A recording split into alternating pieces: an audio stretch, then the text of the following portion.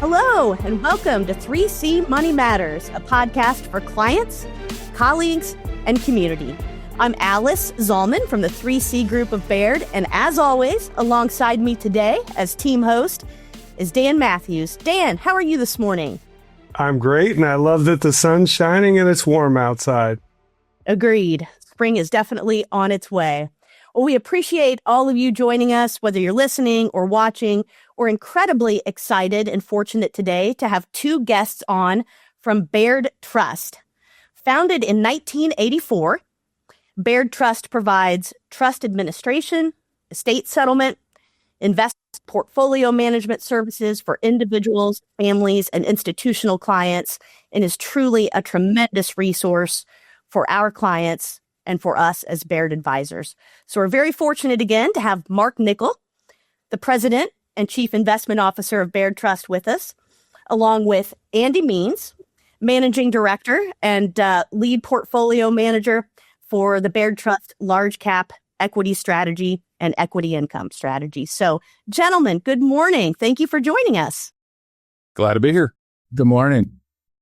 Looks like it's also maybe a pretty beautiful day down there in Louisville. It's not bad. Low 70s. Perfect. Well, we are fortunate to have you both on with us. Look forward to chatting a bit. But as our listeners will know, the first question we ask every guest on 3C Money Matters to help get to know them a bit and hopefully have a little bit of fun along the way is, what is your favorite movie and why? So, Mark, I'll start with you. Tell us, what's your favorite movie and why?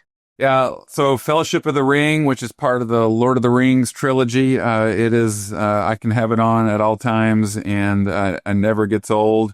Why do I love it? There are just some themes that really resonate with me. The friendship in relationships, so you got the fellowship there, and good versus evil. That's never a theme that never gets old. But then there's also some unexpected heroes that come out of the movie that I think you should. You never know where greatness might come from. And then lastly, some of the visuals and some of the soundtrack just take me to another place. And so I when I maybe need to pick me up, I can watch a couple of those scenes and I'm back to where I want to be. Do you have a favorite character? Gandalf is my favorite character. A grumpy old man who turns into some like really just powerful figure and has a lot of wisdom. So I love that. Who is the Gandalf of the Baird Trust department? Well, I think you actually have him on this podcast. I was wondering if you would say that. You know, I was just wondering about that because I may be just the oldest person there. I never thought of myself as grumpy, but I reckon I am at this point. Well, definitely a lot of wisdom. So, Andy, what about you? What's your favorite movie and why? So I'm not a frequent moviegoer. So my favorite movie is from 30 years ago, actually, and it's called Phenomenon. And it was a John Travolta movie. And it was about just your average Joe. You know, he was a car mechanic and developed all of a sudden these superhuman intelligence powers, including telekinetic powers where he could move objects with his mind, but also a genius and all of the gifts and all of the problems that creates in his life. And that it also it has some twists and turns that are stunning, but it's also a love story, which I am very much a sucker for, and just leaves you with a very warm feeling in the end. I love that movie too. I remember seeing it when it came out in theaters, and with both of the movies you all referenced, it makes me think, you know, there are certain times in life or in business where you kind of wish all of a sudden you develop superpowers and intelligence, or sometimes when you wish you had a ring that would make it become invisible. So in any case, we appreciate you all sharing, but we would like to help our listeners learn a little bit more about what Baird Trust does to help clients and as us as advisors. So Mark, if I could ask you, and I know this is probably not easy to briefly summarize, but could you give us an idea, an overview of Baird Trust, what the trust company does, how Baird Trust is available to generally help clients and us as advisors? Yeah, absolutely. So, and Alyce, in your intro, you touched on a couple things. We've been around since 1984, so this isn't our first rodeo, and we do four things that I frame it up as a four-legged stool. So we can serve as trustee, and I'm going to come back to that in a second. We can settle estates, or we can serve as a client's executor. We have a team then that also focuses on philanthropy. So it's our charitable solutions team. So many of our families have enough going to the kids, and I have these nonprofits, these community organizations that I'm really passionate about. How can we help them? And then we have investment management, and you're going to hear from Andy in a bit. So those four legs of the stool, we can mix and match and bring those capabilities to your clients as needed. Sometimes we do all four things for a family. Sometimes it may just be one or two things. But the thing I would like to just address your audience is it really that role of a trustee or even as an executor in a will. Many families, when they're updating their estate plan, and you're going to have a will and you got to name an executor, and if they are utilizing trusts, you got to name a trustee. And it's very easy to say, "Hey, I trust my brother or my sister is really responsible, and she could do that for me if I'm gone." And then they move on, and they're talking about the kids are going to get this, or we're going to distribute that. And I really want to just come back to, for your audience, is naming an individual the right thing as executor or as your trustee? And I would ask them to think about, does that individual that you're naming, do they have, one, the time to do the work? Are they capable of doing the work? Because it is a lot of work. It's messy, and it requires ongoing commitment. 3, are they going to be around when you're not around? So a lot of times people name somebody in their same age cohort. And if you think about it, if I'm gone, are they gone? Or they might age out. Or then lastly, you put an individual in the midst of a family who's just lost a loved one, and maybe there's some sibling challenges, and maybe there's some family dynamics, especially once mom and dad are out of the picture, you're putting the person in the position to not succeed. So Baird Trust can serve as a corporate trustee or as a corporate executor, and we're going to be around a while. We deal with family dynamics all the time, and we've got 42 years of experience to draw upon. So that would be just one thing as we talk about your clients and what does Baird Trust do and how can we help. That is a very important conversation to have and to think through. Yep. Absolutely. And part of the very important part of the equation and what our team wants to be helping clients with, which is, of course, is growing and accumulating wealth over your lifetime, but also what do you want to happen to your assets after you're gone? What kind of legacy do you want to leave? And certainly the trust company is, again, a tremendous resource available to us at Baird to help clients in that capacity. Another very important component of what you all do and that our team utilizes heavily is portfolio and investment management. So again, we're very fortunate to have Andy Means on with us today. Andy, you've been in the investment business for over 40 years, I believe. Many of those years spent leading portfolio management for the Baird Trust, large cap equity, and equity income strategy. Obviously, that's a lot of market cycles to go through, both challenging and good. But given your extensive experience, can you tell our listeners about your process and Baird Trust's philosophy and process for managing portfolios? Yeah, happy to. So our entire investment operation has been built upon the wisdom, teachings, and investment principles that have long been espoused by Warren Buffett and his business partner, Charlie Munger. And in the beginning, Buffett's, one of his famous quotes is that there are 2 rules of investing. Rule number 1 is don't lose money. And rule number 2 is don't forget rule number 1. So that's our starting point, is preservation of our clients' wealth. And that is non-negotiable. And we do a number of things to try to accomplish that goal. And once we've accomplished that goal, then you move on to what's the rate of return that we can responsibly generate on our clients' money. So obviously the beginning point is to understand what each client's investment objectives and risk tolerance are. And once that's established, then we'll set an asset allocation for the client, what mix of bonds and stocks would accomplish their goals. And in the bond area, we basically, we don't take risk in bonds. We want to generate a nice stream of income from the bond portfolio, but we also want the bond portfolio to be an anchor, to be a reliable and steady return part of a portfolio. Then you move on to stocks, and with stocks,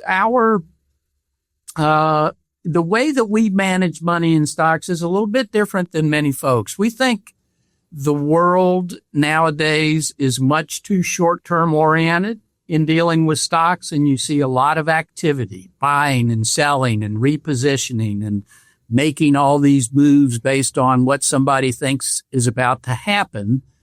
And we think the world is unpredictable, quite frankly.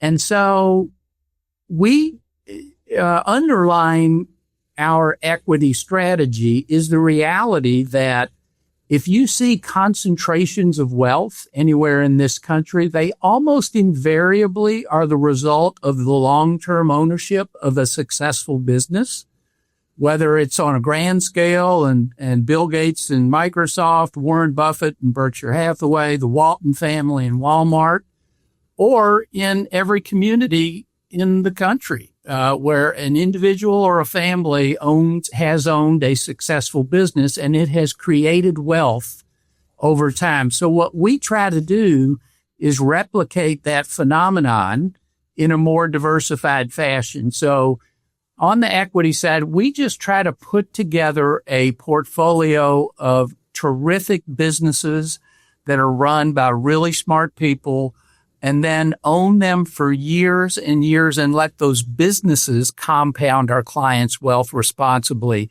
for years into the future. So you've got the equity portion that's leading for the compounding of growth for the client's assets. You've got the bond portfolio creating a stream of income and stability for the portfolio. But in all things we do, very high quality and reliable securities that you can count on both in good times and in bad through all those different cycles. That's what we try to create. Andy, we understand, as you just alluded to, that Baird Trust takes a very long-term business owner type approach to managing investments in portfolios. But as always, in the current state of the world, there are things that are potentially very concerning to our clients in the short term as they read headlines about the situation in Iran and a number of other things. And that's an inevitable and uncomfortable part of the long-term investment process, but a normal part of it. However, could I ask you, because I'm sure that you hear some of these same questions and concerns from other Baird advisors and clients as well, but given some of these larger headlines and things going on in the world and current state of markets, can you tell us what's top of mind for you and Baird Trust as you look out over the next 3, 6, 9 months and beyond as you're making portfolio decisions? Yeah. So as I said, we think, many aspects of the world are unpredictable. And so the most important thing with portfolio management is to make sure that portfolios are always prepared for the range of possible outcomes that may lie ahead. Some of those outcomes may be good. Some of those outcomes may be less good or even, very challenging at some point in the future. You want to always have your portfolio prepared for the entire range of outcomes because you never quite know what lies ahead. And we think our portfolios are. So as far as what is top of mind today, clearly the geopolitical events, the war in Ukraine and Russia, and then also, what's going on in the Middle East is obviously top of mind today, and the effects that has had in the short term.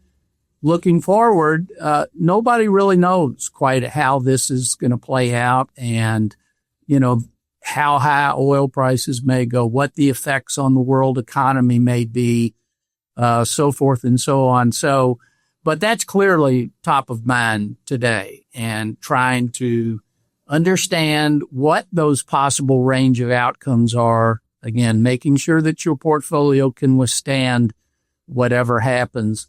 The other top of mind subject, and I would say will be for the next several years, is artificial intelligence, the rollout of AI capabilities across the entire economy.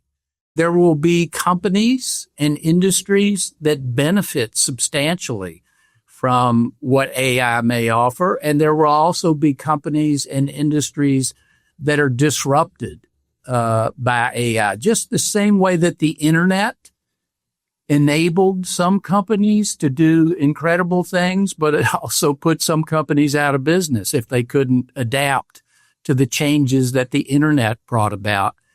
That lies ahead with AI, we think, over the next several years. So top of mind for us in our security selection is trying to understand what impacts AI might have on businesses as we go forward, and trying to concentrate our portfolios on businesses that will benefit from AI, and trying to avoid those businesses that AI actually may be a disruptive force to them.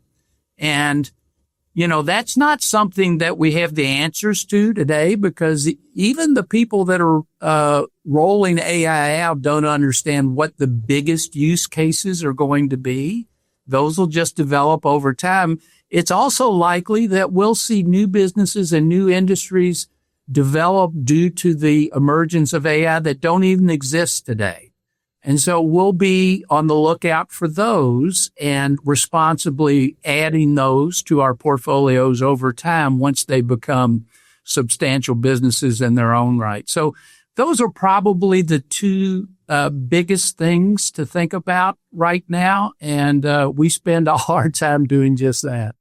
Andy, I had a question about that related to AI. Are there any sectors that you feel like have been influenced that you own now in the large cap equity portfolio that are specifically related to anticipation of that area doing well in AI in the next few years? I would just say, as far as sectors, we don't think as much in that regard as we do about individual businesses. And I will say that the vast majority of the businesses that we own, and we own 27 businesses in the large cap equity today, the vast majority of them are already utilizing AI and to the benefit of the corporation. So again, it's a daily pursuit of trying to, ascertain which businesses are benefiting and which are not. Clearly one of the industries that seems to be, that investors are suspicious that AI may really hurt their businesses is the software industry and technology. And a lot of those stocks have declined substantially on fears of what AI may, how it may disrupt their business models. We really look at the investing process more business by business. And I'll just say, the businesses we own and I can safely say all the businesses we'll own in the future, and even the ones that we're interested in looking at, are businesses that we think will benefit from AI and not be disrupted by AI. It's just when you think about what the internet to some companies and some industries, and the fact that AI may have the same impact, it's just so important that you understand fully what AI means to each business you own. Yeah. And I think, Andy, it strikes me what you're talking about, because again, as human beings, we can be emotional beings and get very caught up in what could go wrong with the current state of the world or with markets, but looking longer term at AI specifically and its impact on potential businesses and industries, that's an example of, well, what could go right over time, and trying to own that and have exposure to that and participate in that over the long term. So I think that's a really good point. Yeah. For what can go right, I mean, largely what could really go right is that it could make our economy overall and individual businesses and individual employees much more productive, and higher productivity is just magic for an economy, for the stock market. If those things all go right, then it'll be a very exciting time to be an investor in the years to come. Yep. Well, thank you very much, Andy. Mark, if I could ask you'd alluded earlier in talking about what Baird Trust ultimately does to kind of that four-legged stool of areas of expertise. But if we could ask you, in your experience, is there one particular family situation or client situation, obviously that without breaching any kind of confidentiality or anything like that, that a story you could tell us that stands out in your mind about how Baird Trust was able to provide a successful long-term outcome for a client or their family? Absolutely. So there is a family that comes to mind who I've been working with for nearly 20 years. And I'm now working with generation 4. So started with generation 1, and generation 1, we primarily manage money for them. And then as their needs progressed, there was some estate planning, and the estate planning, was going to fund some trusts for both their kids and grandkids. This family also was highly philanthropic. And so a good portion of their estate plan was going to fund actually a charitable trust in the mom's behalf and a charitable trust in the dad's behalf. Both have now passed. And so here we were managing money for them very successfully. We now went at their passing, we served as executor, so the second leg of the stool. And then we funded trust where we're serving as trustee for the kids and the grandkids. And then also we're handling the philanthropic side. So these charitable trusts or our charitable solutions team. So this is a family where all four legs of the stool at some part along the path, we've been able to provide those services. And now there's great grandkids who trusts are now being funded and gifts are being made. And it is two things. It's extremely powerful to be able to tell the grandkids, I knew your grandfather, and he liked this, or he loved that, or he had this sparkle in his eye when we would meet. And that connectivity is so important. And it's really powerful. The second thing that is so powerful is now once a year, the family comes together to say, hey, we've got a lot of money we got to give away. And we know what grandma and we know what grandpa's goals and objectives were, but it wasn't black and white. And so every year the family comes together and says, where are we going to make these donations to these charities to change nonprofits and to benefit our community? And to see that sort of the plan through funding, and now it's actually going out to the community to be a small part of that, to see the difference it makes is tremendously rewarding. And also to know that this was their vision that we're now carrying out. And there's a lot of, it's a very admirable thing that we're doing on their behalf. It's very, we're honoring their wishes. And I can sleep well at night, knowing that this is the kind of work that we're doing on behalf of our family. So that's just a wonderful family story. We're all 4 generations now we're touching, and all 4 legs of the stool have played a part to help this family. Yeah. Incredibly powerful story. Thank you, Mark, for sharing. Andy, Mark, thank you both for joining us this morning. We appreciate you. We appreciate all of our colleagues at Baird Trust and all they help us do for our clients. To our listeners, thank you for joining us for 3C Money Matters. We'll catch you next time.